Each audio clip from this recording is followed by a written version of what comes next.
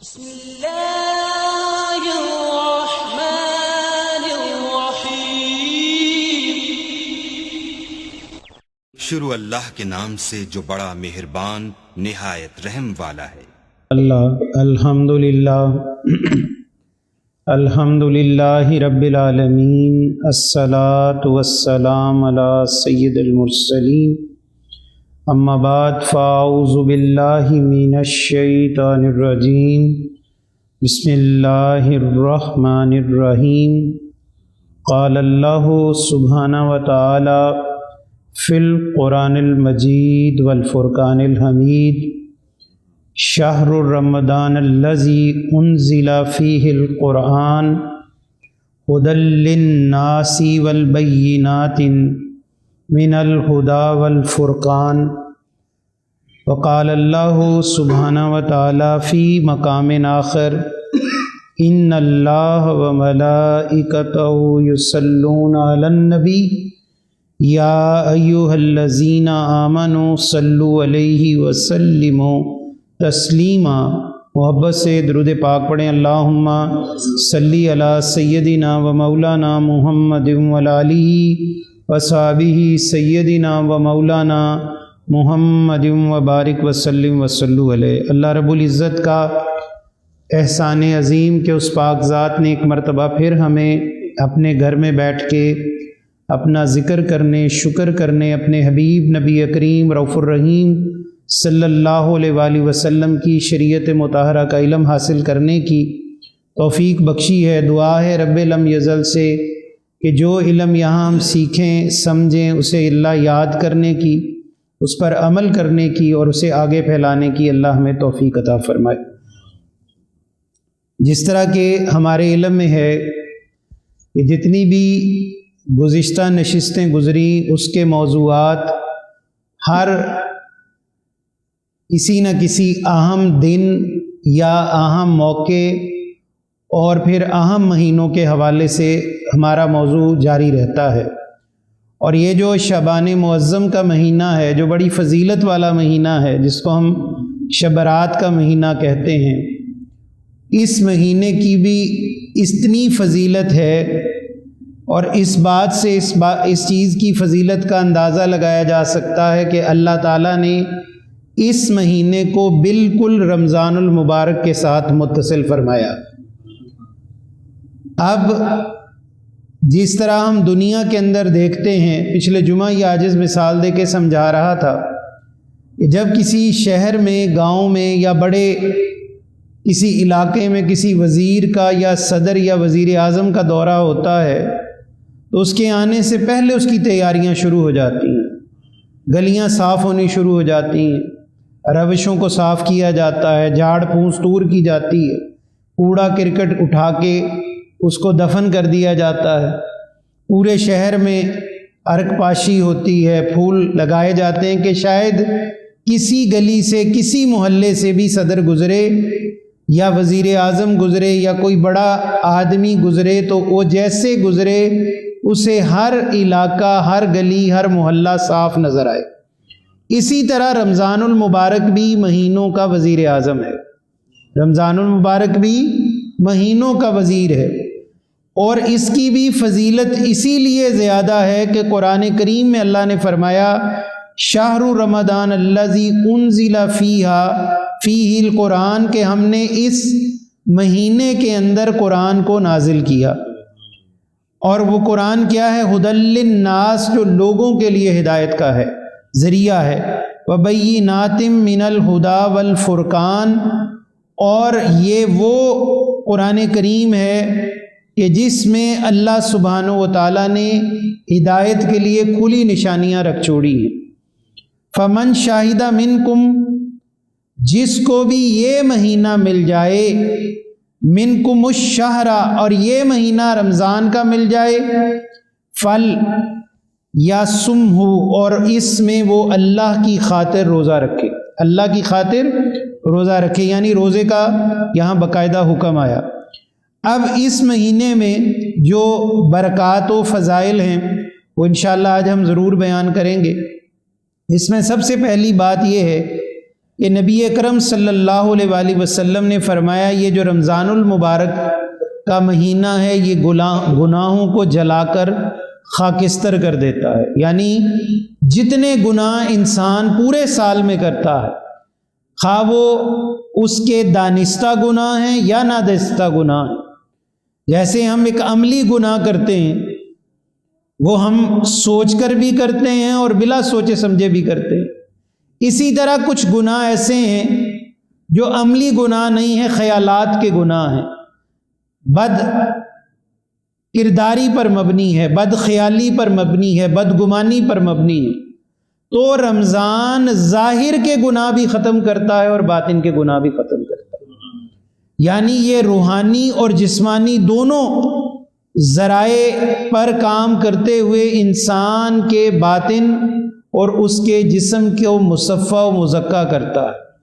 پھر فرمایا کہ یہ وہ مہینہ ہے جس کے اندر اللہ سبحانہ و تعالیٰ نے قرآن کریم کو نازل فرمایا۔ اب یہ بہت بڑی فضیلت ہے قرآن کریم کے لیے بھی اور رمضان المبارک کے لیے بھی، کہ رمضان اور قرآن کا آپس میں چولی دامن کا ساتھ ہے، یعنی جب قرآن کی بات آئے گی تو رمضان المبارک کا ذکر آئے گا، اور جب رمضان المبارک کا ذکر آئے گا تو لامحالہ ہر مسلمان قرآن کی تلاوت کرے گا، روزہ رکھے گا، نماز پڑھے گا، لیکن جو سب سے بڑی عبادت ان کے بعد ہوگی وہ قرآن کی تلاوت ہے، وہ تراویح کی صورت میں، تسبیح کی صورت میں، نوافل کی صورت میں، قرآن کریم کی ویسے قرات کی صورت میں، علماء اور جو حفاظ ہیں ان سے ہم قرآن سنتے ہیں، سمجھتے ہیں، اس لیے کہ اس پورے ماہ مبارکہ کے اندر جو سب سے بڑا کردار ہے وہ قرآن کریم کا ہے، کہ قرآن پر ہمیں چلنا کیسے آسانی سے ہمارے لیے ممکن ہو جائے۔ تو نبی کریم صلی اللہ علیہ وآلہ وسلم فرماتے ہیں کہ اس مہینے کی برکت یہ ہے کہ اس میں رمضان المبارک کا جب ذکر آیا تو اس میں قرآن کریم کا نزول بھی ہوا اور اللہ بھی اس کی تائید فرما رہا ہے۔ پھر اس میں ایک ایسی رات رکھی گئی کہ جس کے بارے میں فرمایا انا انزلناہ فی لیلۃ القدر، کہ بے شک ہم نے قرآن کریم کو لیلۃ القدر میں نازل کیا، اور فرمایا کہ لیلۃ القدر خیر من الف شہر، یہ وہ رات ہے جو 1000 راتوں سے اچھی ہے، اور یہ ایک رات 83 سال کی عبادت پر محیط ہے۔ 1000 مہینہ جو ہے وہ 83 سال کا تقریباً وقت بنتا ہے، جس کو اللہ یہ ایک رات کی عبادت عطا کرے تو 83 سال کی عبادت کا ثواب اللہ اس کو ایک شب میں عطا فرماتا ہے۔ اور انسان کو اللہ تعالیٰ کسی کو خوش نصیب ہے، کسی کو 50 راتیں پوری زندگی میں ملی، کسی کو 70 سال کی زندگی ملی تو اس نے 70 راتیں جاگی، کسی نے اگر ادنا معمولی سے معمولی بھی دیکھیں تو اگر 10 دفعہ بھی اسے زندگی میں یہ رات مل گئی تو اس کو 900 سال کے قریب تقریباً اللہ عبادت کا ثواب دے گا۔ تو یہ بھی رمضان المبارک کی برکات ہیں۔ پھر فرمایا کہ رمضان میں ایک روزہ رکھنے کی برکت یہ ہے کہ اللہ روزے دار کو ایک روزے رکھنے کی برکت سے حورین میں سے اس کا نکاح اللہ عطا فرمائے گا، ایک جنت کی حور اس کو بطور نکاح میں اللہ تعالیٰ اس کو انعام کے طور پر عطا فرمائے گا۔ اور فرمایا پھر یہ حوریں موتیوں کے خیموں میں پوشیدہ ہوں گی، اور اللہ تعالیٰ ان کی تعریف یہ فرماتا ہے کہ حور خیموں میں پوشیدہ ہے، اس پر کسی کی نگاہ آج تک نہیں پڑی، مستور ہے، چھپی ہوئی ہے، اور کس کے لیے ہے؟ اس مرد کے لیے جس کو اللہ نے روزے کی توفیق بخشی ہوگی۔ اور ہر حور پر اللہ نے 70 حلے یعنی 70 نور کے لباس اس کو عطا فرمائے، اور ہر لباس کا رنگ دوسرے سے مختلف ہوگا۔ پھر فرمایا کہ یہ عورت، اس کا عالم یہ ہوگا کہ اس کے 70 وجود سے اللہ خوشبوؤں کا ایک مجموعہ عطا فرمائے گا۔ ہر لحظہ جب مرد عورت کے قریب ہوگا تو اس کو 70 بار اس کے اندر سے خوشبو عطا فرمائے گا، اور مروارید اور یاقوت کے تخت پر بیٹھ کر ان سے وہ دنیا میں اندر جس طرح ہم گپ شپ کرتے ہیں، بات چیت کرتے ہیں، دنیا میں ہم موج مستی کرتے ہیں، گھر میں بیٹھ کے پرسکون باتیں کرتے، اس سے کہیں انتہا کے درجے پر اللہ تعالیٰ اس تخت پر بیٹھ کر اس سے لذت والی گفتگو مومن کو عطا فرمائے گا، اور اس کے پاس 70,000 خادم ہوں گے جن کے ہاتھوں میں سونے اور چاندی کے پیالے ہوں گے، اور ہر لقمے کی لذت پہلے لقمے سے مختلف ہوگی۔ اسی طرح نبی اکرم صلی اللہ علیہ وآلہ وسلم کا ارشاد مبارکہ ہے کہ رمضان المبارک کا جب مہینہ آتا ہے تو جنت کے دروازے، یہ ہم نے ہزاروں بار حدیث سنی، جنت کے دروازے کھول دیے جاتے ہیں۔ اگر اس چیز کا آپ مشاہدہ کریں، اگر ویسے عقلاً یہ بات سمجھ میں نہ آئے تو میں آپ کو یہ سمجھانے کی کوشش کرتا ہوں کہ ہم جنت کا دروازہ تو نہیں دیکھ سکتے، لیکن آپ نے دیکھا ہے کہ اللہ کے گھر کے دروازے 24 گھنٹے رمضان میں کھلے رہتے ہیں۔ یہ جنت ہی ہے، یہ دنیا میں اللہ کی عطا کردہ جو مساجد ہیں وہ کیا ہیں؟ جنت ہیں۔ آپ صبح دیکھ لیں، شام دیکھ لیں، دوپہر دیکھ لیں، رات دیکھ لیں، ہر وقت مساجد کھلی نظر آئیں گی۔ کوئی نماز پڑھ رہا ہے، کوئی قرآن پڑھ رہا ہے، کوئی نوافل کی ادائیگی کر رہا ہے، کوئی ذکر و اذکار میں مشغول ہے، کوئی معتکف ہے، کوئی سحر اور افطار کی تیاری میں مسجد کی خدمت کر رہا ہے، کوئی تراویح کی تیاری کر رہا ہے، کوئی سنانے کی، کوئی سننے کی۔ تو پورا جو مہینہ ہے پہلے روزے سے لے کر آخری روزے تک اللہ سبحانہ و تعالیٰ دنیا میں بھی جنت کے دروازے کھولے دکھاتا ہے، اور جو عالم بالا میں جنت ہے اس کے تو کیا عالم ہے، اور اس پر ہمارا ایمان اور یقین ہے کہ بلا شک و شبہ اللہ تعالیٰ انسان بالخصوص مومن کے لیے جس نے اللہ کی تابع داری کی، کلمہ پڑھا، نماز پڑھی، روزہ رکھا، ذکر و اذکار کیا، اللہ کے لیے کھانا چھوڑا، اللہ کے لیے کھانا کھایا، تو یہ ساری چیزیں کن کے لیے ہیں؟ قرآن کریم نے فرمایا ان کے لیے جن کو اللہ تعالیٰ نے روزے کی توفیق عطا فرمائی، جن کو روزے کی توفیق بخشی ہے۔ اب آگے چلیے کہ رمضان المبارک میں جو فرمایا کہ ایک رات، جس کے بارے میں ابھی ذکر کیا کہ یہ 1000 مہینے سے زیادہ فضیلت والی رات ہے۔ اب اس کی جو فضیلت ہے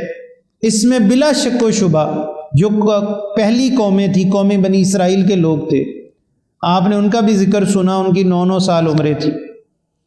اور ایک جملہ جو حدیث کا کچھ دن پہلے پڑھا کہ پہلے جب اللہ تعالیٰ نے ابتدائی زمانے میں انسان پیدا فرمائے تو ان کے وجود اور قد بھی لمبے تھے، عمریں بھی لمبی تھی، جسم بھی لمبے تھے۔ پھر اللہ سبحانہ و تعالیٰ نے اپنے حبیب علیہ الصلاۃ والسلام کی امت سے پہلے جو قریب امتیں ہیں، جس میں حضرت عیسیٰ علیہ السلام کی امت ہے، یا حضرت موسیٰ علیہ السلام کی امت ہے، یا سیدنا اسماعیل یا ابراہیم علیہ السلام کی، یعنی قوم بنی اسرائیل کی جو قریب ترین امتیں تھیں، پھر اللہ تبارک و تعالیٰ نے ان کے قد ہمارے قد جیسے بنا دیے، جیسے آج ہمارے ہیں، کسی کا 6 فٹ ہے، 5 فٹ ہے، کسی کا 7 فٹ ہے، اتنے قد بنا دیے، اور اللہ تعالیٰ نے فطرت کے مطابق ان کی زندگی بھی فرما دی۔ اور میرے آقا نبی کریم صلی اللہ علیہ وآلہ وسلم فرماتے ہیں جب میں معراج کی شب اللہ کے پاس گیا، رب کی قربت پائی، اللہ کا دیدار فرمایا، تو میرے حبیب علیہ الصلاۃ والسلام فرماتے ہیں اللہ تعالیٰ نے مجھ کو فرمایا کہ تیری امت 60 سے 70 سال کی اوسط عمر پائے گی، اور ایسا ہی ہو رہا ہے جب سے دنیا بنی، جب تک دنیا رہے گی ان کا معاملہ ایک طرف، اور جو حضور علیہ صلاۃ والسلام کی امت ہے، آپ دیکھیں نبی کریم صلی اللہ علیہ وآلہ وسلم کی عمر مبارکہ 63 سال، حضرت ابوبکر صدیق کی زندگی مبارک 63 سال، حضرت عمر فاروق رضی اللہ تعالیٰ اسی طرح 62 یا 63 سال، اسی یعنی ترتیب کے مطابق خلفۂ راشدین اور بڑے بڑے اولیاء عظام نے زندگیاں پائیں، اور ان کی زندگیوں میں بہت زیادہ طوالت نہیں تھی، تو زندگی بھی ہمیں مختصر دی گئی۔ اس کا بھی ایک فائدہ ہے، اگر زندگی لمبی ہوتی ہم اور گناہ کرتے اور ناشکری کرتے اور زیادہ اللہ تعالیٰ کی دین کی خلاف ورزیاں شریعت کی کرتے، نبی پاک صلی اللہ علیہ وسلم کی سنت کی اتباع میں غفلت کرتے، تو اللہ نے اتنی ہی زندگی مومن کو عطا کی ہے جتنی زندگی وہ اتنی خطائیں کر لے جس کو اللہ اپنی رحمت سے بخش دے۔ اللہ تو ساری خطاؤں کو بخشنے پر قدرت رکھتا ہے، لیکن اگر بندہ اللہ کو غضبناک کر دے اور کفر پر ہی اس کے ہزاروں سال گزر جائیں تو یہ بھی اللہ تعالیٰ کو غضبناک کرنے کے لیے کافی ہے۔ تو اس میں بھی ایک حکمت اور دانائی رکھی گئی کہ ایک ایوریج عمر، اوسط عمر 60 سے 70 سال، اور اس میں اللہ کی برکت دیکھیں، ہمیں شبرات کی رات دی گئی۔ شبرات کی رات کے متعلق آتا ہے کہ جس کو اللہ یہ رات عطا فرمائے اس کو 50,000 سالوں کا اللہ ثواب عطا کر دیتا ہے۔ جمعہ کی رات کی برکات دیکھ لیں، جمعہ رات اور جمعہ کی جو شب جمعہ، اسی طرح پیر کی جو رات ہے، اسی طرح جو شب معراج ہے، اسی طرح جو عیدین کی راتیں ہیں جن میں ایک رات جو شوال یعنی صبح یکم شوال اور رات کو روزہ ختم ہو گیا تو اس رات کو لیلۃ الجائزہ کہتے ہیں۔ یہ رات بھی اتنی بڑی رات ہے کہ ایک رات جاگنے والے کے سارے گناہوں کو معاف کرنے کی اللہ کے رسول نے بشارت عطا فرمائی۔ تو بے شمار ہمیں راتیں عطا کی گئیں کہ مومن کسی ایک رات کو ہی پالے تو اللہ اس کی بخشش فرمائے گا۔ اسی طرح حضرت عبداللہ ابن عباس رضی اللہ عنہما آپ فرماتے ہیں کہ نبی کریم صلی اللہ علیہ وآلہ وسلم نے ارشاد فرمایا، بے شک جنت سجائی جاتی ہے۔ کب سجائی جاتی ہے؟ ایک رمضان المبارک سے لے کر دوسرے رمضان تک آنے تک جنت کو سجایا جاتا رہتا ہے۔ یہ جو ہم آج یہ ایام گزار رہے ہیں اس میں جنت سجائی جا رہی ہے۔ کن کے لیے؟ ان مومنوں کے لیے، خواہ وہ مرد ہیں، عورت ہیں، بوڑھے ہیں، جوان ہیں، بچے ہیں، جو اللہ کی خاطر روزہ رکھیں گے، نماز پڑھیں گے، ذکر و اذکار کریں گے، صدقہ و خیرات کریں گے، اور وہ سارے اعمال جو قرآن کریم اور احادیث میں جن کے کرنے کا حکم ہے اور جن سے رکنے کی ترغیب دلائی گئی ان پر ہمیں بار بار عمل کرنے کا حکم ملا۔ اگر اس پر عمل ہوگا تو انشاءاللہ العزیز وہ جنت کا ضرور بھی ضرور حقدار بنے گا۔ پھر فرمایا کہ یہ اگلے سال تک سجائی گئی۔ اللہ تعالیٰ جنت کہتی ہے، اے اللہ تعالیٰ میرے لیے اس ماہ مبارک میں جوڑے پسند فرما دے، وہ مرد عورت جو نیکی کرتے ہیں، اور بس جو اس مہینے میں کسی پر بہتان نہ باندھے، جھوٹی تہمت نہ لگائے، شراب نہ پیے، اللہ اس کے سب پچھلے گناہوں کی مغفرت فرما دیتا ہے، سب پچھلے گناہوں کی مغفرت فرما دیتا ہے۔ پھر اسی طرح نبی اکرم صلی اللہ علیہ وآلہ وسلم کا ارشاد ہے کہ اگر اس ماہ مبارک میں کوئی مومن گناہ کرتا ہے تو اس ماہ کی بے حرمتی کی وجہ سے وہ اس مہینے کی برکات سے محروم کر دیا جاتا ہے۔ میں مثال دے کے سمجھاتا ہوں، ہمارے معاشرے میں بے شمار ایسے لوگ ہیں، آپ بھی جانتے، میں بھی جانتا ہوں، شاید ہم بھی خدا نہ خواستہ ان میں سے نہ ہوں، جو بھی بات کریں گے وہ گالی دے کر بات کریں گے، جو بات بھی کریں گے گالی دے کر بات کریں گے، یعنی گالم گلوچ کریں گے، لان تان کریں گے، یا کسی کی ذات کی اس طرح تذلیل کریں گے کہ روز کا معمول ہے، یہ تو بات ہوتی رہتی ہے۔ حضرت امام غزالی رحمۃ اللہ علیہ آپ فرماتے ہیں کہ زمانہ صحابہ کرام میں یا تابعین کے زمانے میں جب عروج پر فتنے شروع ہونے کا بھی دور نہیں تھا، فتنوں کا آغاز ہو رہا تھا مسلمانوں میں، جیسے یزید کا فتنہ تھا تو اس وقت بھی کچھ صحابہ کرام موجود تھے، بلکہ کثیر صحابہ موجود تھے۔ پھر ان کے بعد یعنی ان صحابہ کے دور کے بعد تابعین کا دور آیا تو وہ فتنے اور بڑے، لوگ اقتدار پر اور اختیارات پہ لڑنے لگے اور جنگ و جدل ہو گئی، یہاں تک کہ آل رسول صلی اللہ علیہ وآلہ وسلم کو اذیتیں دینا، تکالیف دینا، مصائب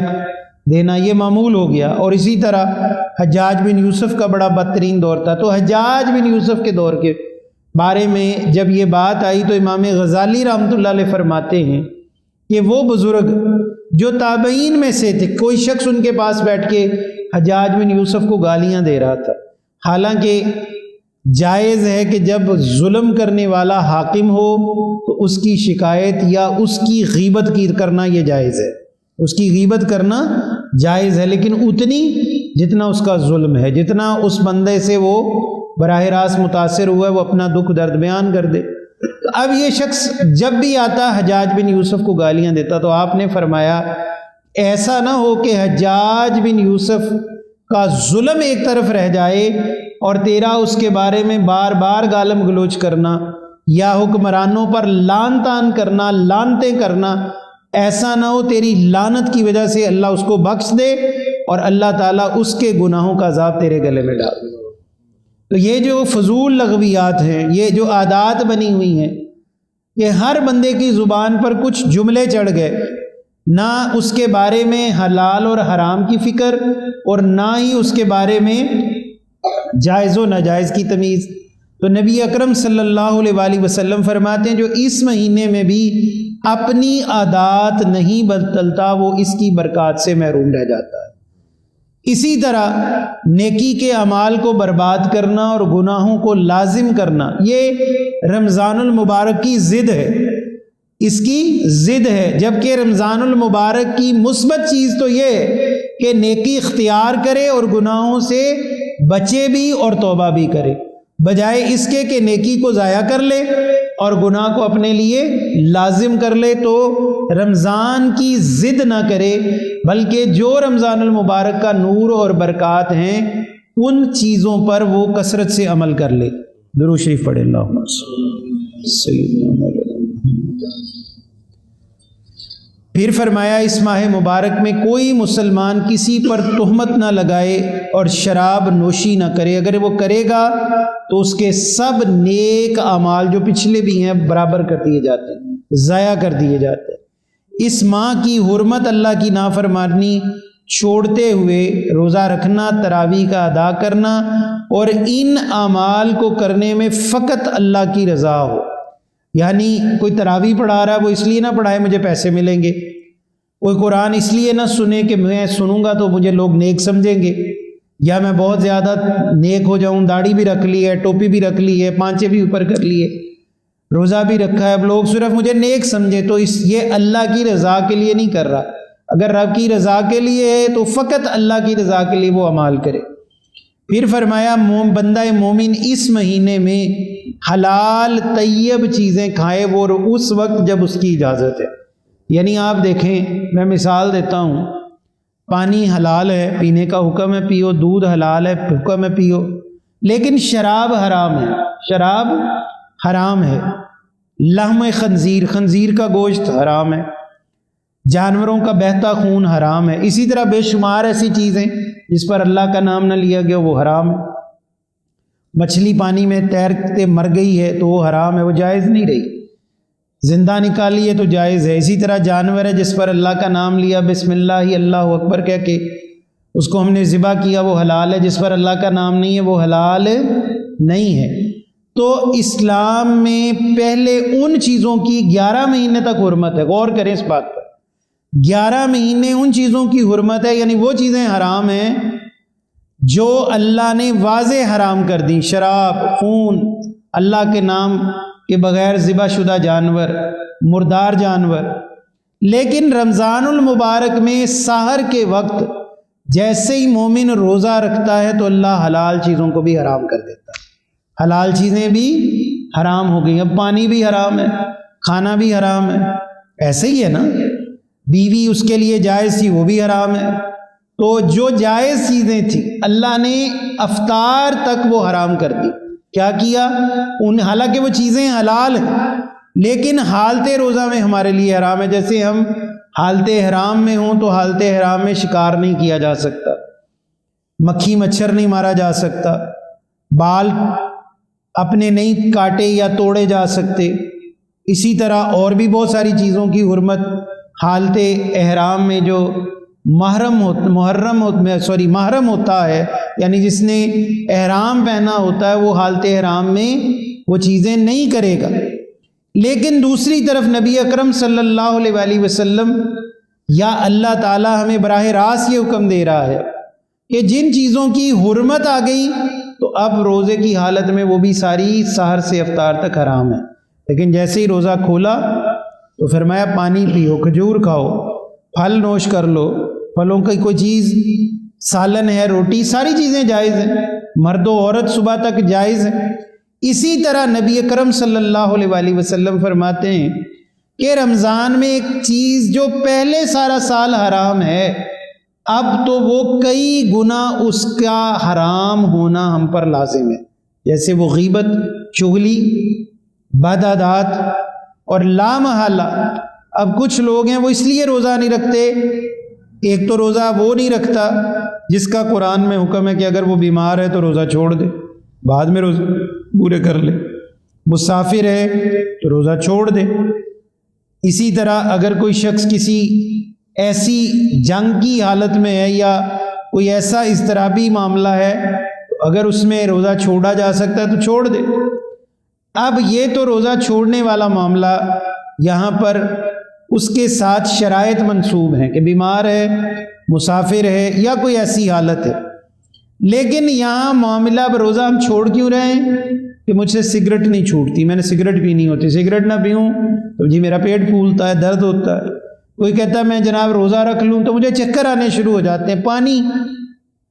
سارا دن میری عادت ہے، پانی کا استعمال بہت کرتا ہوں۔ مختلف بہانے، مختلف ہیلے، صرف بد عادات ہیں، بد عادات ہیں۔ کچھ لوگ اس لیے روزہ نہیں چھوڑتے، وہ کہتے ہیں میرا کام بڑا سخت ہے، میں بڑا ہارڈ کام کرتا ہوں۔ کیا ہارڈ کام ہے جناب؟ یہ میں صبح سے شام تک کاؤنٹر پہ ڈیوٹی دیتا ہوں، تو یہ کون سا ہارڈ کام ہے؟ نبی اکرم صلی اللہ علیہ وآلہ وسلم کے صحابہ کرام نے پہاڑ توڑے، جہاد کیے، سفر کیا، صحراؤں میں رہے، اور روزہ جہاں چھوڑنے کا حکم تھا چھوڑا، لیکن دنیاوی چھوٹی چھوٹی علتوں اور بڑی بڑی مشکلات کے باوجود بھی صحابہ کرام اگر حالت سفر میں نہیں ہیں، بیمار نہیں، تو ہر صورت روزہ رکھا، یہاں تک حالت جہاد میں بھی روزہ رکھا۔ تو یہ جو چھوٹی چھوٹی علتیں ہیں اس کا دور کرنا یہ بڑا لازم ہے، عادات کو چھوڑا جائے۔ پھر اس کے بارے میں فرمایا کہ روزہ رکھنے کی وجہ سے اللہ تعالیٰ روزے دار کے کئی امراض دور فرما دیتا ہے، یعنی روزہ از خود شفا ہے، روزہ از خود شفا ہے۔ میں پچھلے دنوں ایک انٹرنیشنل بہت بڑی جو لیڈی ڈاکٹر ہیں یورپ کی، ان کی بات سن رہا تھا۔ انہوں نے ایک بڑے سالوں سال کچھ تحقیق امراض کی بیان کی۔ انہوں نے کہا کہ اگر کوئی شخص سال میں 30 دن بھوکا رہتا ہے تو پورا سال وہ مرضوں سے، بڑی بڑی مرضوں سے محفوظ رہتا ہے۔ اس نے کہا میں یہ دیکھ کر میں نے جب سنا کہ مسلمان پورے ایک سال میں پورے مہینہ روزہ رکھتے ہیں اور متواتر 30 دن کا یا 29 دن کا، تو کہا کہ میں نے اپنی تحقیق کا رخ ان کی طرف موڑا اور دیکھا کہ وہ بڑی بڑی ایسی امراض سے محفوظ ہیں جن میں عیسائی اور یہودی مبتلا ہے، یعنی اس میں ایڈز ہے، اسی طرح اس میں جنسی کئی گندی مرضیں ہیں، اسی طرح کوئی جسمانی جلدی مرضیں ہیں جس میں وہ ہم سے کہیں زیادہ آگے ہیں، لیکن الحمدللہ مسلمان ایسی مرضوں میں مبتلا نہیں ہیں۔ پھر ایک دوسری تحقیق سامنے آئی کہ جب کوئی شخص متواتر روزہ رکھتا ہے، یعنی ایک ہفتہ تقریباً روزے رکھ لیتا ہے، تو اس کا جسم پچھلی ساری مرضوں سے پاک ہو جاتا ہے، اور ایک ہفتہ روزہ رکھنے کے بعد تقریباً یعنی کوئی 72 یا آپ لگائیں 90 گھنٹے کے بعد یہ عمل شروع ہو جاتا ہے کہ انسان میں قوت مدافعت تیزی کے ساتھ کٹھی ہونا شروع ہو جاتی ہے۔ وہ ہماری طرح کا روزہ نہیں ہے جو ہم رکھ رہے ہیں، سموسے پکوڑے یہ چیزیں نہیں ہیں، بلکہ وہ روزہ کیسے رکھنا ہے کہ جو غذا بھی کھائے وہ اچھی اور طیب غذا کھائے، مصنوعی غذا، پراٹھے کھانے نہ شروع کر دے، بلکہ دودھ دہی کا استعمال، صبح میں سحر میں کھجور کا اہتمام، جو ہم نے صرف افطاری کے ساتھ جوڑ رکھی ہے، کھجور کا افطاری سے فقط تعلق نہیں ہے بلکہ سحر سے بھی تعلق، نبی پاک صلی اللہ علیہ وسلم نے سحری میں بھی کھجور کھائی ہے، تو لازماً کھجور کا استعمال کرے، دودھ کا، دہی کا استعمال ضرور کرے، شہد کا استعمال کرے، صاف غذائیں کھائے، سبزیاں ہیں، دالیں ہیں، ضروری نہیں کہ گوشت ہوں یا بڑے بڑے روسٹ اور رانے سامنے ہوں تو یہ زیادہ طاقتور، بلکہ عام سادہ چیزیں کھائے۔ اسی طرح افطار میں بھی اپنے معدے پر بوجھ نہ ڈالے، جو پورے دن کا ایک دم روزہ رکھ کے چھوڑنا ہے۔ اب تو روزے چھوٹے ہو گئے، گرمیوں میں تو روزہ 15-15 16-16 گھنٹے تک چلا جاتا ہے۔ اب تو روزے مختصر ہوتے جا رہے ہیں، 12-13 گھنٹے، 11 گھنٹے، 12 گھنٹے، اور روزہ اگلے سالوں میں کم ہوتا جائے گا۔ تو اتنے وقت میں بھی جو روزہ چھوڑا تو سب سے پہلے میرے آقا نبی کریم صلی اللہ علیہ وآلہ وسلم فرماتے ہیں کہ میں پانی سے روزہ افطار کرنا پسند فرماتا ہوں، کھجور سے روزہ افطار کرنا پسند کرتا ہوں، اور یہ چیز، اس کی برکات پوری دنیا میں آپ دیکھ لیں، اس کی برکات پوری دنیا میں، کھجور کی جو برکات ہیں کہ کھجور کے متعلق ایسا پھل ہے کہ جس کے بارے میں کہا جاتا ہے کہ اس میں جتنی پوری دنیا کے پھلوں میں غذا ہے، اس ایک پھل میں اتنی غذا ہے، اور 2 کھجوریں 1 روٹی کے برابر طاقت رکھتی ہیں، 2 کھجوریں 1 روٹی کے برابر طاقت ہے۔ اور میرے آقا صلی اللہ علیہ وآلہ وسلم ہمیشہ طاق عدد میں کھجوریں کھانا پسند فرماتے، 1، 3، 5، زیادہ 7، اتنی کھجوریں اگر کوئی شخص اپنی ضرورت کے حساب سے کھا سکتا ہے تو اس کو اجازت ہے، اور اس کے فوائد ہیں، پورا سال وہ بڑی بڑی مرضوں سے اللہ تعالیٰ اس کو شفا عطا فرمائے گا۔ درود شریف پڑھے اللہم صلی۔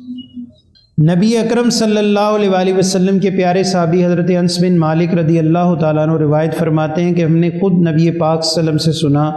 کہ روزہ گوشت کو سمیٹتا ہے، روزہ گوشت کو سمیٹتا ہے اور دوزخ کی گرمی دور کرتا ہے۔ اس کا مطلب کیا ہے کہ یعنی یہ جو گوشت ہے، آپ کے جسم میں اضافی چربی ہے، یہ دور ہو جاتی ہے، یہ بھی اسی کا ہی مطلب ہے، اور دوزخ کی گرمی دور کرتا ہے۔ دوزخ کی گرمی کیا ہے؟ نبی کریم صلی اللہ علیہ وآلہ وسلم فرماتے ہیں جب تمہیں بخار ہو جائے یا تمہارے بچوں کو کسی کو خدا نہ خواستہ بخار ہو جائے تو اس کو پانی سے ٹھنڈا کرو، کیونکہ بخار دوزخ کی آگ میں سے ایک آگ ہے۔ یہ موضوع تھوڑا میں دوسری طرف لگے جا رہا ہوں، یہاں جو موضوع ہے اس سے ریلیٹ رکھ رہا ہوں، لیکن کچھ چیزیں طبی اعتبار سے جو طب نبوی میں ہیں اس کو بھی ہم ساتھ ساتھ اس کی برکات کو بھی سمجھیں، کیونکہ روزہ جسم کے لیے بھی ہے، جہاں روح کے لیے ہے تو سب سے پہلے ہمارے جسم کی بھی اس میں برکتیں ہیں۔ تو میرے آقا فرماتے ہیں کسی کو بخار ہو جائے تو اس کو کس سے ٹھنڈا کرے؟ پانی کے ساتھ۔ اور ہم عموماً کیا کرتے ہیں؟ پانی سے ڈرتے ہیں، نہیں اس کو نہلانا نہیں۔ اگر بخار کے مریض کو نہلا دیا جائے نیم گرم پانی سے تو اس کا بخار ٹوٹ جاتا ہے، پٹیاں کر دی جائیں تو بخار، آپ نے دیکھا ہوگا جب بخار نہیں اٹھتا تو پٹیاں کرنی، ایسے ہے نا، پٹیاں کرنی پڑتی ہیں، پانی پلا دیں، دم کر کے پلا دیں، ویسے پلا دیں۔ اسی طرح پانی میں اللہ تعالیٰ نے یہ شفا رکھی، اور فرمایا روزے میں بھی شفا ہے کہ دوزخ کی گرمی دور کرتا ہے۔ پھر فرمایا دسترخوان پر جب بیٹھیں تو اس طرح بیٹھیں کہ صرف روزے دار اس سے روزہ نہ کھولے بلکہ دوسرے لوگ بھی اس کے ساتھ بیٹھ سکتے، کوئی یہ ممنوع نہیں، کیونکہ روزے دار کے دسترخوان پر اللہ کی رحمت کا، برکت کا نزول ہوتا ہے۔ بچے ہیں تو بٹھائیں، گھر کی کوئی خاتون ہے وہ بیٹھ جائے، جس کا نہیں بھی روزہ تو سب بیٹھیں کیونکہ اللہ کی برکات ہیں۔ پھر فرمایا کہ اس سے بڑی بڑی مرضوں میں شفا ملتی ہے، اور حضرت ابو ہریرہ فرماتے ہیں کہ نبی کریم صلی اللہ علیہ وآلہ وسلم نے فرمایا روزہ رکھو گے تو صحت مند ہو جاؤ گے، روزہ رکھو تو صحت مند ہو جاؤ گے، اور سفر کیا کرو گے تو اللہ تمہیں دولت مند کر دے گا۔ یعنی سفر میں دولت کی برکت ملتی ہے اور روزے سے صحت ملتی ہے۔ ان تمام فوائد کے ساتھ اللہ تعالیٰ جہنم کی گرمی اور آگ سے مومن کو محفوظ فرماتا ہے۔ حضرت سیدنا عمر فاروق رضی اللہ تعالیٰ عنہ فرماتے ہیں جب رمضان المبارک کے آغاز ہونے میں 1 دن باقی رہ جاتا، یعنی شعبان کا آخری دن ہوتا، تو نبی اکرم صلی اللہ علیہ وآلہ وسلم پورے مدینہ طیبہ کے لوگوں کو جمع فرماتے کہ ان کو اکٹھا کرو، اور ان سے خطبہ فرماتے کہ لوگوں تیار ہو جاؤ، رمضان آن پہنچا، رمضان المبارک آن پہنچا، اپنے کپڑے پاکیزہ اور صاف پہنو اور اس مہینے کی توقیر کرو، اس کی قدر کرو، کیونکہ اللہ تعالیٰ کے نزدیک یہ نیکی میں سب سے بڑھ کر ہے۔ اچھے اعمال کرو، اور اس ماہ مبارک کی 1، 2 یا چند نیکیاں لکھی جاتی ہیں، اور ان نیکیوں کی برکت کو اللہ تعالیٰ پھر بڑھانا شروع کر دیتا۔ نیکی تو 1 ہوگی، 2 ہوگی، 4 ہوگی۔ پھر فرمایا اس ماہ مقدس میں جو شخص تلاوت کرے گا اس کو 1 حرف کے بدلے اللہ جنت کا ایک باغ عطا کرے گا۔ ہمیں یہ کہیں روڈ پہ جاتے ہوئے کوئی باغ نظر آ جائے تو ہمارا بڑا دل چاہے گا یار یہ دیکھو کتنا خوبصورت باغ ہے، پھل لگے ہوئے ہیں، پانی بہہ رہا ہے، چھاؤں ہے، سبزہ ہے۔ تو دنیا میں اگر ہمیں کوئی بندہ چلتے کہہ دے یہ بھائی تیرا ہو گیا تو ہمارا تو دل منہ کو آ جائے گا، واہ بھائی اتنی بڑی نعمت، کئی سالوں کی محنت کوشش سے یہ پھلدار جس نے بنایا وہ کہے تیرا ہو گیا۔ تو اللہ تعالیٰ کے حبیب فرماتے ہیں جس نے قرآن کا ایک حرف پڑھا ہوگا اس کو اللہ ایک حرف کے بدلے جنت کا ایک باغ عطا کرے گا، جس کے درخت لاجواب بے مثال اور اتنے بلند بالا کہ دنیا میں ان کی کوئی مثال نہیں۔ ہر درخت کے نیچے 70,000 فرشتے قیامت تک کے لیے اللہ تعالیٰ کے لیے اللہ کی تسبیح اور استغفار بیان کرتے رہیں گے۔ پھر فرمایا نبی اکرم صلی اللہ علیہ وآلہ وسلم خطبے میں سب سے پہلے فرمایا کرتے لباس پاکیزہ اور صاف پہنو، کیونکہ جب تک لباس صاف نہیں ہے تو اس کا مطلب ہے کہ باقی معاملات بھی درست نہیں ہیں۔ تو پاکیزہ سے مراد تو ایک تو یہ ہے، صاف سے تو یہ ہے کہ دھویا ہو، خوشبودار ہو، صاف ہو۔ پاکیزہ سے مطلب ہے کہ حلال مال سے لباس حاصل کیا گیا، یہ پاکیزہ اس کو کہتے ہیں، یعنی حلال حرام مال سے لباس حاصل نہ کیا گیا ہو۔ پھر فرمایا کہ بندہ مومن کا مال و دولت اگر پاک نہیں یا طیب نہیں تو اس کا کھانا پینا اور پہننا حلال اور طیب کیسے ہو سکتا ہے، یہ تو ممکن نہیں ہے۔ اور پھر فرمایا حضور اکرم صلی اللہ علیہ وسلم نے فرمایا جس نے حرام مال جمع کیا اللہ تعالیٰ اس کا نہ کوئی صدقہ قبول کرے گا، نہ غلام کو آزاد کرنا، نہ حج نہ عمرہ، کچھ بھی اللہ اس کا قبول نہیں کرے گا۔ حج کی بھاگ دوڑ، روزے کی بھوک پیاس اور نماز میں اوپر نیچے اٹھک بیٹھک سب اللہ اس کو عقارت کر دے گا اگر مال حرام ہے۔ حرام مال کے ہمیں سارے ذرائع پتہ ہے، سود حرام ہے، سود حرام ہے، مطلقاً حرام ہے۔ اس کے جتنے بھی صورتیں ہیں، جیسے ہم اکثر یہ بات بیان کرتے جاتے ہیں، کچھ لوگ آج جن کی عمریں 60 70 سال ہو گئی، انہوں نے 2 3 حج بھی کیے ہوئے ہیں، الحمدللہ نمازی بھی ہیں، پرہیزگار۔ تو ان سے پوچھا گیا کہ یہ جو آپ سودی کام کر رہے ہو تو اس کے بارے میں انہوں نے کہا ہمیں کسی نے بتایا ہی نہیں ہے، لیکن دوسرا وہ یہ کہتے ہیں ہم تو سود کر ہی نہیں رہے۔ تو پوچھا گیا یہ جو انشورنس کروائی جا رہی ہے، جو بینکوں میں اکاؤنٹس میں آپ نے پیسے فکسیشن کروا دیے، یہ سارا سود کا مال ہے، یہ سارے کا سارا مال سود کا ہے، اور سود میں اللہ تعالیٰ نے لعنت اس پر رکھی ہے اور اس سے برکت اٹھا لی ہے، جبکہ حلال تجارت میں اور کاروبار میں اللہ تعالیٰ نے برکت بھی رکھی ہے اور نجات بھی رکھی ہے، برکت بھی رکھی اور نجات بھی رکھی۔ حضرت سیدنا عبد الرحمن بن عوف رضی اللہ تعالیٰ عنہ جن کا ہم اکثر ذکر کرتے ہیں، جب یہ مدینہ پہنچے یعنی مکہ سے ہجرت کر کے مدینہ آئے تو مکہ میں یہ سب سے امیر ترین صحابی تھے، سب سے جو امراء ٹاپ 10 کے امراء تھے یہ ان میں سے ایک تھے۔ اچھا، عبد الرحمن بن عوف رضی اللہ تعالیٰ جب مدینہ آئے تو سارا مال وہاں رہ گیا، ساری چیزیں وہاں رہ گئی، انہوں نے چھین لی، انہوں نے کہا ہم نہیں دیں گے، اگر لینی ہے تو پھر ایمان چھوڑو۔ تو فرمایا نہ اللہ چھوڑوں گا، نہ نبی پاک، نہ ایمان، نہ دین، دنیا کی ہر چیز چھوڑ کے آ گئے۔ تو اللہ کے حبیب علیہ الصلاۃ والسلام نے حضرت طلحہ کو آپ کا بھائی بنایا، آپ کا ایک مہاجر اور ایک انصار، اس کو آپس میں بھائی بھائی بنایا۔ کیا بنایا؟ بھائی بھائی۔ اس کو کہتے ہیں موخات مدینہ۔ کیا کہتے ہیں؟ موخات۔ موخات نکلا اخوت سے، کس سے نکلا ہے؟ اور اخوت نکلا اخی سے، اخی کہتے ہیں بھائی کو۔ تو حضور نے سب کو کیا کیا بنایا؟ بھائی بنایا کہ اب تیری ذات برادری، تیرا رنگ و نسل ایک طرف، اور آج کے بعد جس کا بھائی بنا دیا وہ اب قیامت تک کے لیے ایک دوسرے کا بھائی ہوگا۔ تو حضرت طلحہ ان کے بھائی بن گئے، ان کو یہ لے کے گھر آ گئے، حضرت عبد الرحمن کو لے کر گھر آئے۔ جب گھر لائے تو اللہ کے صالح بندے، ان کی پہچان کیا ہے اور دنیا داروں کی سوچ کیا ہے؟ ان کو کہا بھائی میرے گھر کے 2 حصے ہیں، میرے گھر کے 2 حصے ہیں، جو نسبتاً سارا دن چھاؤں میں رہتا ہے، جدھر دھوپ کم آتی وہ میں تمہیں عطا کروں گا، اور جو میرا گرم گھر کا حصہ ہے وہ میں اپنے لیے اختیار کروں گا۔ یہ انہوں نے کس کو کہا؟ عبد الرحمن بن عوف کو۔ آج ہمیں ہمارے مرشد یہ کہہ دیں گے آج سے تیرا بھائی ہے اور تو نے اس کو اپنے کام میں، ہم ایک دن منہ پہ تو کہہ دیں گے واجب، اور دوسرے دن نظر ہی نہ آئے۔ قربان جائیں، یہ حضور کا عشق اور محبت۔ کہ ان کو کہہ رہے ہیں کہ جو سارا دن چھاؤں میں جگہ ہے وہ میں تمہیں عطا کروں گا، اور جو گرمی والی جگہ ہے وہ میں اپنے لیے، مجھے یہ پسند ہوگی میں رکھ لوں گا۔ انہوں نے کہا اچھا اگلی بات، پھر انہوں نے کہا میری 2 بیویاں ہیں، میری 2 بیویاں ہیں، 2 ازواج کا میں مالک ہوں، ایک جو کم عمر ہے خوبصورت ہے اس کو میں طلاق دیتا ہوں تاکہ تیری بیوی نہیں، تو نکاح کر، خاندان آباد کر، بچے پیدا کر، تجھے تو یہاں کوئی شادی کے لیے عورت نہیں دے گا۔ انہوں نے کہا اچھا۔ پھر انہوں نے تیسری بات کہی کہ میری بازار میں 2 دکانیں ہیں، ایک نسبتاً کم چلتی ہے، جو کم چلتی وہ میری ہے، جو زیادہ چلتی وہ تیری ہے۔ قربان جائیں، آپ نے اس کو سینے سے لگایا اور فرمایا میرے بھائی اللہ کی عزت کی قسم، اللہ تیرے مال کو، تیرے گھر کو، تیری اولاد کو، تیری بیوی کو، تیرے بچوں کو تیرے لیے مبارک فرمائے۔ تو عبد الرحمن بن عوف کو بازار دکھا،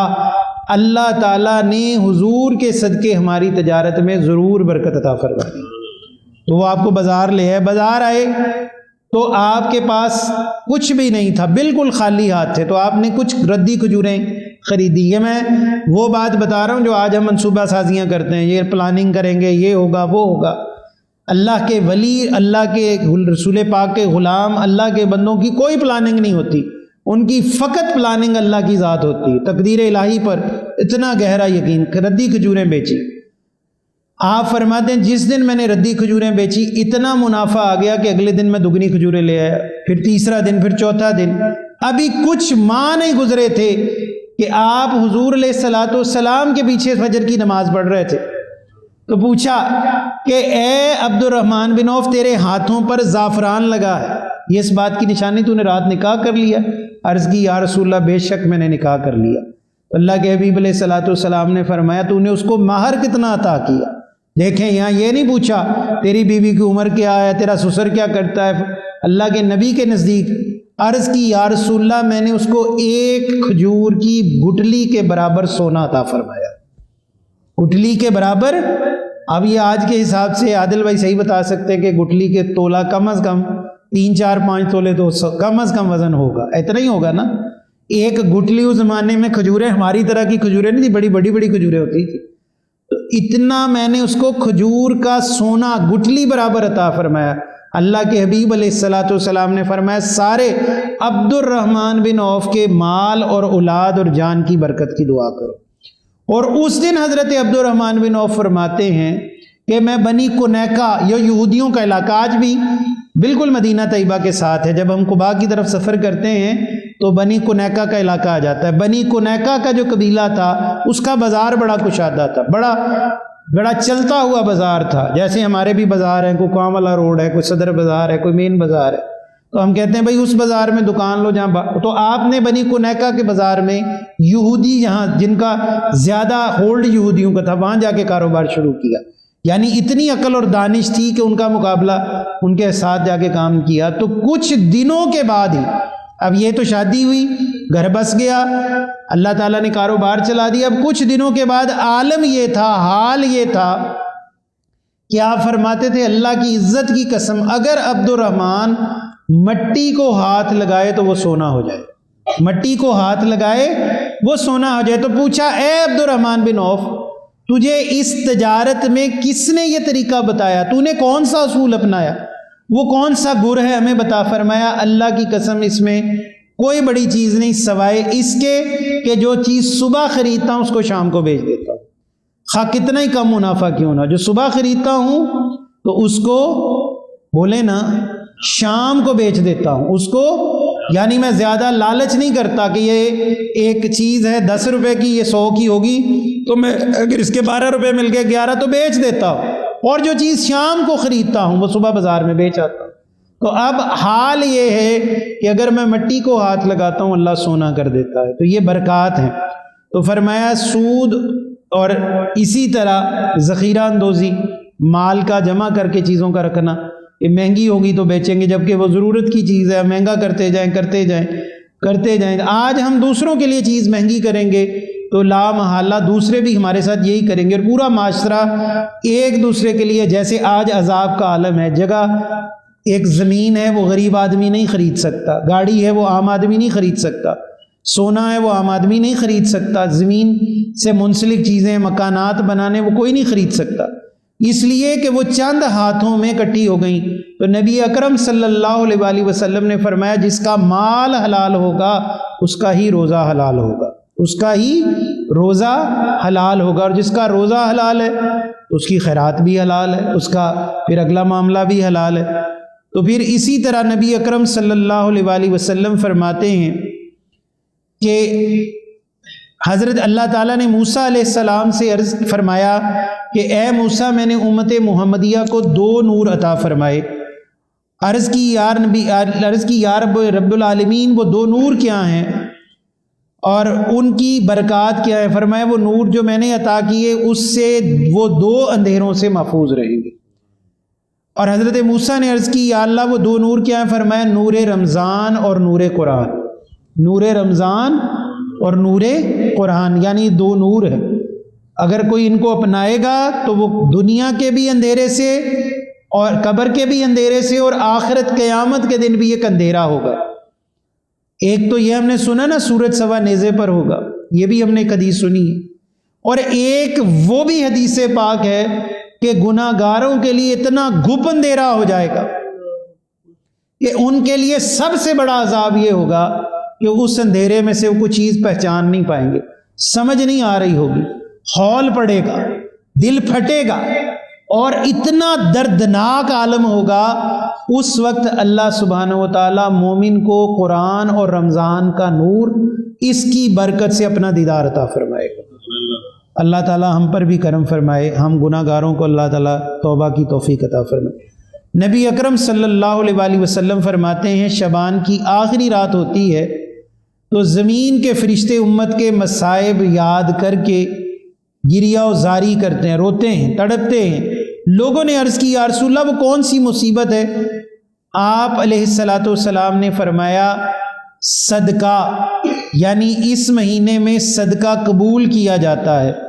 دعائیں مستجابات ہوتی ہیں، گناہوں کی مغفرت ہوتی ہیں، نیکیاں 2 چند کر دی جاتی ہیں، نماز قبول ہو رہی ہوتی ہے، حوریں اپنے مردوں کے لیے یعنی جنتی مردوں کے لیے آواز دے کر پکارتی ہیں، دروغہ جنت رضوان سے پوچھتی یہ کون سی رات ہے؟ وہ جواب دیتا ہے رمضان کی رات۔ تو پھر جنت کے تو رضوان یہ کہتا ہے جنت کے دروازے اللہ کے حکم سے کھول دیے جا رہے ہیں،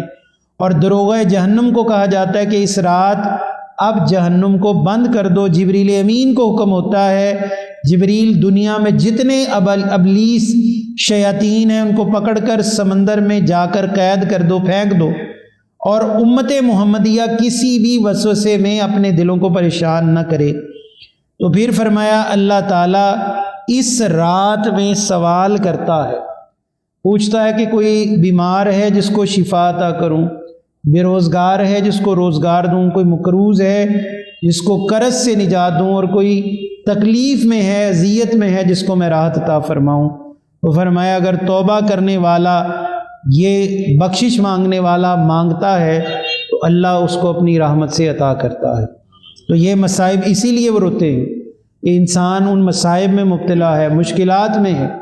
کہ جس میں دنیا میں ہم سمجھتے ہیں بہت پھنس گئے ہیں، تو اللہ تعالیٰ ہمارا مددگار ہے۔ اللہ نے اگر مشکلات رکھی ہیں تو اس کا اللہ نے اجر و ثواب بھی رکھا ہے، مومن اجر و ثواب پر یقین رکھتا ہے۔ اسی طرح آخری بات حضرت سلمان فارسی رضی اللہ تعالیٰ عنہ روایت کرتے ہیں کہ رسول عربی صلی اللہ علیہ وآلہ وسلم نے شعبان معظم کے آخری دن واز فرمایا اے لوگو، ایک بابرکت تمہارے پاس مہینہ آ رہا ہے مہمان کی صورت میں، اور اس میں ایسی رات ہے جو 1000 مہینوں سے افضل ترین رات ہے۔ پھر اللہ کے حبیب علیہ السلام نے فرمایا کہ اس میں ایک نفل ایک فرض کے برابر ہے، اور ایک فرض 70 فرائض کے برابر کر دیا جاتا ہے، اور جو اس مہینے میں مومن کے رزق میں برکت پیدا کرتا ہے، اور جو روزہ افطار کرے اس کے گناہوں کی مغفرت، اور جو روزہ افطار کرائے اس کو بھی اللہ جہنم سے اس کی گردن چھڑا دیتا ہے۔ عرض کی یا رسول اللہ ہم میں سے ہر ایک کے پاس دوسرے کو افطار کرانے کی اگر کوئی شے نہ ہو، کیونکہ وہ غربت کا دور تھا، بڑا ہی اسرت کا، تنگ دستی کا دور تھا، تو فرمایا یہ ثواب اس شخص کو بھی ملے گا جو کسی کو فقط ایک گھونٹ یا ایک دودھ کا ایک یعنی دودھ کا گھونٹ یا ایک لقمہ چھوٹا سا بھی کھلا دے تو اس کو بھی یہ اجر ہے کہ قیامت کے دن، دنیا میں تو اجر ملنا ہی ملنا ہے، قیامت کے دن اللہ اس کو میرے حوض سے وہ پانی پلائے گا جس کو اس کے بعد کبھی پیاس نہیں لگے گی، اور وہ جنت میں داخل کیا جائے گا۔ اب یہ بھی ہم سمجھتے ہیں کہ شاید افطاری کرانی تو اس میں بہت بریانیاں، مرغے اور پھل فروٹ کی یعنی بہت بڑی اس میں ٹرے پڑی ہو اور تھال پڑے ہوں، ایسا کوئی بات نہیں ہے۔ فرمایا کہ ایک لقمے سے بھی روزہ کھل جاتا ہے، کھجور کھلا دی جائے۔ اگر کسی کے پاس افطاری کے اتنے پیسے نہیں ہیں تو وہ 2 کلو کھجوریں لے لے، پورے محلے میں 4 کھجوریں بانٹ دے، اللہ اس کو بھی اجر دے۔ پانی تقسیم کر دے، پانی پلا دے، کسی کو دودھ پلا دے، یعنی ایک شخص کو بھی وہی ثواب ہے۔ اور اگر اللہ اس کو برکت دے رہا ہے، زیادہ اس کے پاس طاقت و ہمت ہے، تو اللہ سبحانہ و تعالیٰ اس کو زیادہ اجر بھی عطا فرمائے گا۔ ابن جوزی رحمۃ اللہ علیہ فرماتے ہیں کہ اللہ تعالیٰ نے حضرت یعقوب علیہ السلام کو 12 بیٹے عطا فرمائے۔ حضرت یعقوب کے ان 12 بیٹوں میں حضرت یوسف علیہ السلام آپ کو سب سے زیادہ عزیز اور مکرم تھے، سب سے زیادہ محبوب تھے۔ فرمایا اسی طرح اللہ تعالیٰ نے اپنے بندے کو 12 مہینے عطا فرمائے، اور اللہ تعالیٰ کو رمضان المبارک سب سے زیادہ محبوب مہینہ ہے۔ اور پھر فرمایا اگر تم میں سے کوئی گناہ ہو جائے تو یکدم نیکی کیا کرو۔ یہ بھی حدیث دل میں لکھ لیں، کاغذ پر تو لکھیں، دل پر بھی لکھ لیں کہ اللہ کے حبیب فرماتے ہیں جو شخص گناہ کر کے فوراً نیکی کر لیتا تو گویا ایسا ہے اس نے گناہ کیا ہی نہیں، اس نے گناہ کیا ہی نہیں ہے۔ فرمایا فوراً نیکی کر لیا کرو، نیکی گناہ کو مٹا دیتی ہے، لیکن یہ فرمان گناہ صغیرہ کے لیے ہے، جبکہ گناہ کبیرہ کے بارے میں نبی اکرم صلی اللہ علیہ وسلم نے فرمایا جب تک گناہ کبیرہ کے بعد تم توبہ نہیں کرو گے اللہ تمہارے گناہ نہیں معاف فرمائے گا۔ گناہ صغائر کیا ہیں ہمیں پتہ ہونا چاہیے، چھوٹی چھوٹی وہ عادات، لیکن گناہ کبیرہ کیا ہیں اس کا پتہ چل جائے تو پھر صغیرہ خود ہی یاد ہو جاتی ہے۔ غیبت کرنا، چغلی کرنا یہ گناہ صغیرہ میں نہیں ہے، کبیرہ میں۔ چوری کرنا یہ گناہ صغیرہ نہیں ہے، کبیرہ ہے۔ زنا کرنا گناہ کبیرہ، شراب پینا، سود کھانا، ذخیرہ اندوزی کرنا، حرام مال سے کوئی چیز خریدنا یا حرام مال کسی اس پر قبضہ کر کے حلال کو حرام کرنا یہ گناہ کبیرہ۔ قتل کرنا، والدین کی نافرما برداری کرنا، اور سب سے بڑی بات کسی کا مال غصب کر لینا، دھوکے سے ہی گناہ کبیرہ ہے۔ اب اس کے بعد جھوٹ بھی گناہ کبائر میں سے، چھوٹے گناہوں میں سے نہیں ہے۔ نبی اکرم صلی اللہ علیہ وسلم کے پاس آپ کے علم میں ایک عورت لائی گئی جس کا ہاتھ کاٹا جا رہا تھا، تو اس کے سفارشی آ گئے، تو اللہ کے اس کا نام بھی فاطمہ تھا اور وہ قبیلہ مخزوم کی عورت تھی۔ اللہ کے حبیب نے فرمایا اس کا جرم کیا ہے؟ یا رسول اللہ یہ لکھا ہوتا ہے کہ چوری کرتے نہیں وہ پکڑی گئی تھی، پوری حدیث یہ نہیں ہے کہ وہ چوری کرتے پکڑی گئی۔ عرض کی یا رسول اللہ یہ دھوکہ کرتی ہے، لوگوں سے دھوکہ دہی کر کے چیزیں وصول کر لیتی ہے، دھوکہ کرتی ہے۔ تو اللہ کے حبیب نے فرمایا اس کا ہاتھ کاٹا جائے گا۔ پھر فرمایا اگر اس کی جگہ میری بیٹی فاطمہ بھی ہوتی تو اس کے ساتھ بھی یہی کیا جاتا۔ تو وہ اصل میں اس عورت کا جرم کیا تھا کہ وہ دھوکہ دہی کرتی تھی، مکر اور فریب سے لوگوں کا مال اینٹ لیتی تھی، لے کر مکر جایا کرتی تھی، مال لے لیتی تھی مکر جاتی تھی، میں نے تو لیا ہی نہیں، تو یہ جرم ثابت ہو گیا۔ اب اس کے لیے آتا ہے چوری کا لفظ، تو یہ بھی گناہ کبائر میں سے ہے۔ اسی لیے فرمایا کہ روزے دار کے لیے سب سے بڑی، حضرت عبداللہ ابن عباس رضی اللہ تعالیٰ عنہ فرماتے ہیں کہ روزے دار کے لیے جو اللہ کی نعمتوں میں سب سے بڑی نعمت ہے وہ رمضان المبارک ہے، جس میں جنت کی ایک ہوا چلتی ہے جس کو ریحان مشیرہ کہا جاتا ہے، اور یہ جنت کے پتوں کو ہلاتی ہے۔ اور اللہ کے حبیب علیہ الصلاۃ والسلام فرماتے ہیں کہ اس سے بہتر آواز کسی نے آج تک سنی نہیں ہوگی جتنی اچھی آواز اس کی ہے۔ اور جب یہ ہوا چلتی ہے تو جنت کی حوریں پوچھتی ہیں یا اللہ ہمارے لیے ان بندوں میں سے شوہر مقرر فرما، تو فرمایا روزے داروں میں ایسا کوئی نہ ہوگا جس کو اللہ حوروں میں سے حور ایک نہ عطا فرمائے۔ اللہ تبارک و تعالی ہمیں اپنی رحمت سے مالا مال کرے۔ اللہ رب کریم یہ جو فضائل رمضان ہیں انشاءاللہ اگلی دفعہ ہم نیک اعمال جو رمضان میں کرنے کے ہیں یہ تو ابھی فضائل تھے، اس کی فضیلت مبارکہ ہے۔ انشاءاللہ العزیز اس کو اللہ تعالیٰ اس پر عمل کی بھی توفیق دے اور اس کو آگے بھی لوگوں تک ہم پہنچانے کی توفیق ہمیں اللہ دے۔